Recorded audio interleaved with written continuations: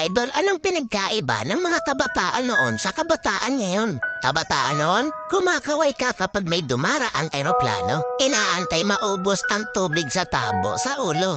Ginagawang swimming pool ang tanggana ni nanay. Ginagawang braces ang foil ng choknat. Maliligo ka sa alilod ng bubong kapag umuulan. At kapag gabi naman, akala mo sinusundan ka ng buwan. Nagko-concert sa harap ng electric pan. Kabataan ngayon, ang problema ay pera at cellphone. Ang problema lang namin noon kung paano makatakas sa bahay para di matulog ng tanghali. Umati man kami sa palo, aminin natin mas maraming nire-respeto na magulang sa panahon noon kaysa ngayon. Mga kabataan ngayon, isang chat lang, may jowa na.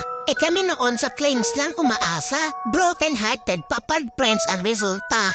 Mga kabataan noon, ang dami ng alam na trabaho. Kesa sa kabataan ngayon, tamad na, puro pa gadgets, di pa mautusan. Minsan nagiging ibon, minsan nagiging panike. Wait lang. Batako. Idol, hindi kawawa ang batang inuutusan sa gawaing bahay. Ang kawawa ay yung batang lumalaki na walang alam sa buhay.